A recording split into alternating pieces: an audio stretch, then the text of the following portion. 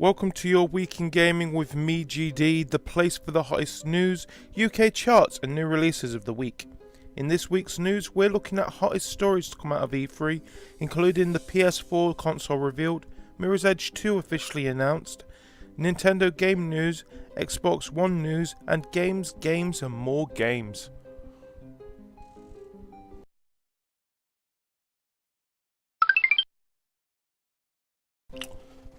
It seems that Sony had clearly been listening to consumers' opinion over the Microsoft's console, as SCE America President Jack Tretton was obviously very conscious of the import of his words when he announced that Sony will be making no changes to its used games or online authentication requirements with the PlayStation 4.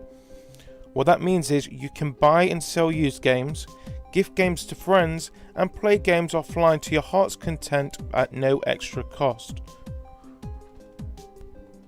Unfortunately, it does seem that Sony is at last introducing a fee for online play though, just like Xbox Live. You'll only be able to access online multiplayer if you have a subscription. On the bright side, this subscription is PlayStation Plus, which is about $11.99 per 3 months and includes a significant amount of bonus content. Current PlayStation Plus subscriptions will be automatically extended to the PS4, and when the console launches, Drive Club will be the first game added to the Instant Collection. Game-wise, Sony has hosted several new announcements. The Order 1886 is a new steampunk IP from Ready at Dawn and Sony Santa Monica. Final Fantasy Versus 13 is now Final Fantasy 15 and is coming to both PlayStation 3 and PlayStation 4. Kingdom Hearts 3 is coming to PlayStation 4. Final Fantasy XIV A Realm Reborn is coming to PlayStation 4, as is Elder Scrolls Online and multiple indie titles. Avalanche Studios' Mad Max was formally unveiled at last. The Dark Sorcerer is a new property from Quantic Dream. It currently exists as a tech demo and it's not clear whether it's being developed into a game or not. Finally, Killzone Shadowfall, Knack and Drive Club were confirmed as PS4 launch titles. The PS4 will support a Gaikai-powered catalogue of games called Cloud Surface, which launches in 2014 in the US. Also, an official date has not been announced, but is coming out holiday 2013 at a price of £349 or €399.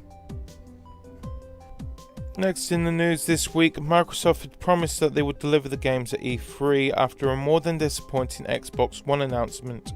The press conference was full of games, and although some were exciting, there were some more of the same.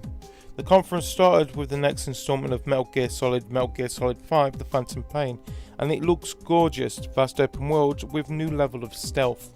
But before jumping into the new console, Microsoft showed a redesigned Xbox 360 and it looks more like the upcoming Xbox One. Picking up a cue from Sony, Xbox Live is being revamped, allowing 2 free games a month for Gold members. The famous World of Tanks, the MMO, is coming to the Xbox 360 and will be out this summer. Also, 2 other games were announced for the 360, including one being Max Curse of the Brotherhood, a good looking game, and the other one was Dark Souls, a highly anticipated action game. The conference then shifted to the Xbox One, and the first game announced was Rise Son of Rome. The game was first announced for the Kinect, but is now making its way to the Xbox One as an exclusive. Next, the return of Killer Instinct is also coming to the Xbox One as an exclusive.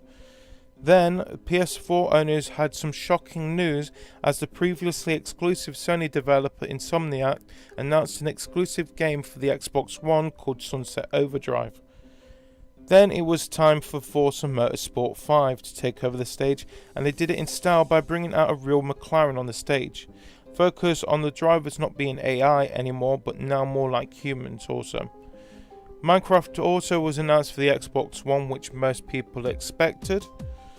Then Quantum Break was announced next, saying that choices made in the game will create a personalised television show for each player, emulating those choices. Next to be announced was a game called D4. It's an episodic murder mystery from the famed developer Square65. Then one of the most exciting games that was shown at Microsoft's conference was called Project Spark. It's Kinect based and looks and plays like a mix of Minecraft and Little Big Planet. Also has smart glass integration.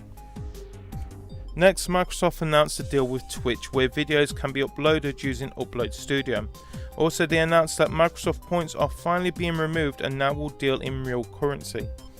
Other games that was announced at the conference include Dead Rising 3, Witcher 3 Wild Hunt, some gameplay shown of Battlefield 4, a teaser for a new Halo coming out in 2014, Crimson Dragon, which from the developers behind Panzer Dragoon, and before closing, Microsoft announced Titanfall. This is from the creators of Modern Warfare 1 and 2. The developers had falling out with their parent company, Activision, and they made their own studio called Respawn Studios. As expected, the gameplay looks great with a focus on Titans using heavy fights. But last but not least, Microsoft's Xbox One will be released on November 2013 with a price of £429, €449.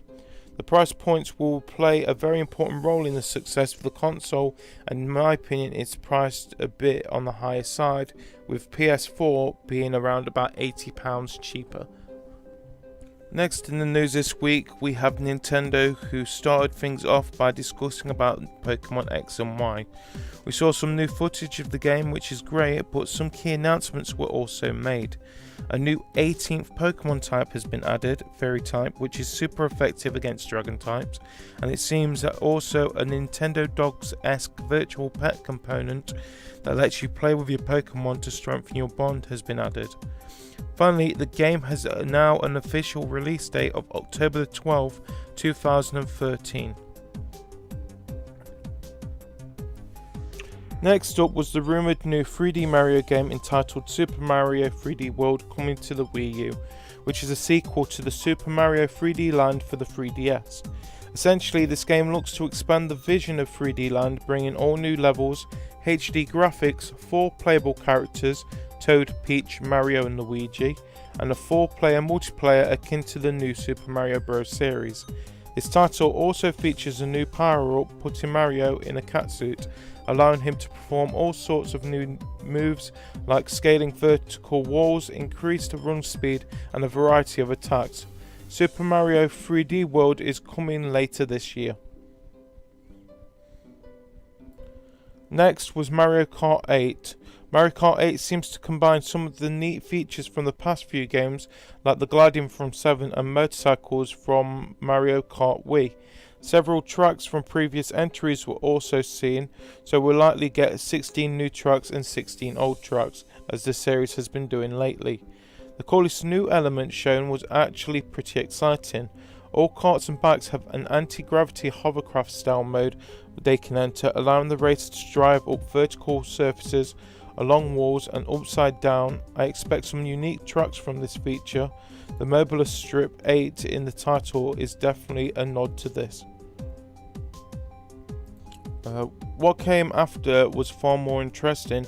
Iwata fully admitted that Nintendo had failed to deliver games on the Wii U in a timely manner, acknowledging the drought the console has experienced in general.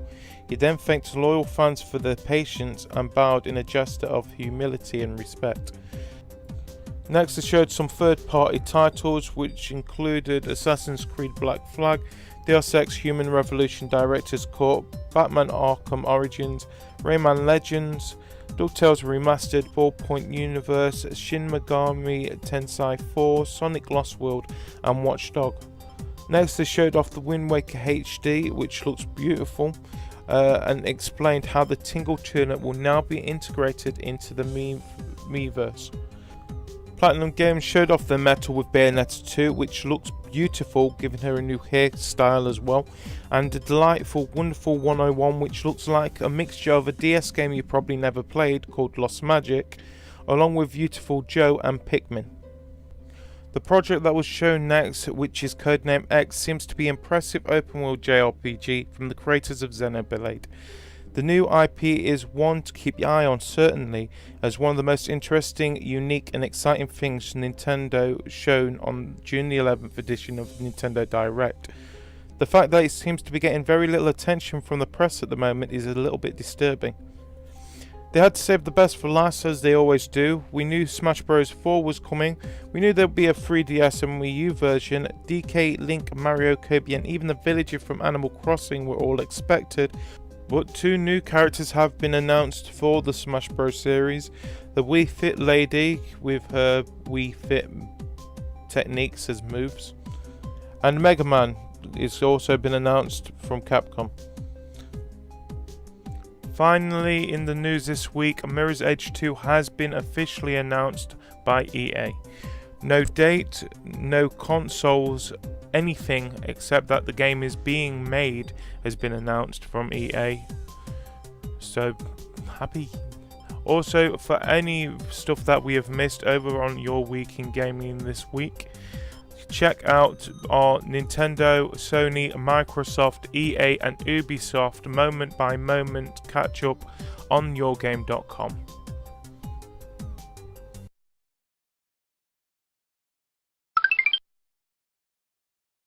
And now it's time for your top 5 games.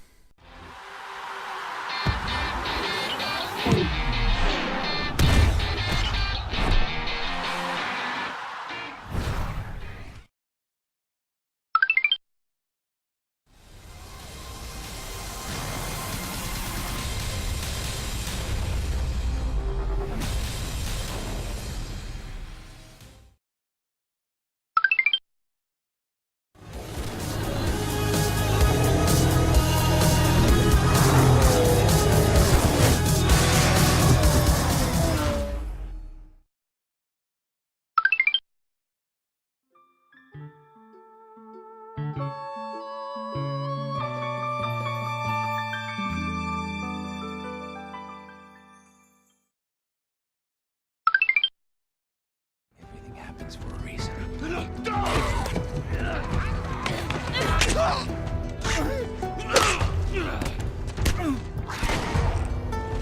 We don't have to do this. You know that, right? After all we've been through. Everything that I've done. And if you want to know if your game has made the top 20 for this week, either go to eurgame.com or click on the link in the details below.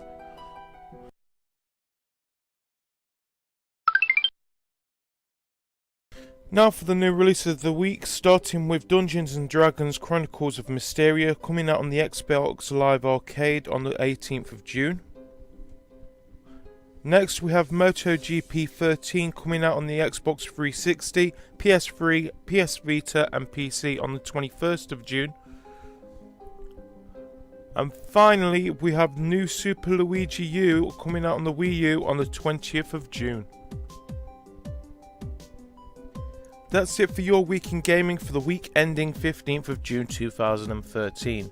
For more daily news, go to eurgame.com or follow us on Twitter or Facebook on the links in the detail below. Also, if you like the show, click on the subscribe button and the like button below. And remember to tune in next week for more of the hottest news, UK charts and new releases of the week, right here on Eur Week In Gaming.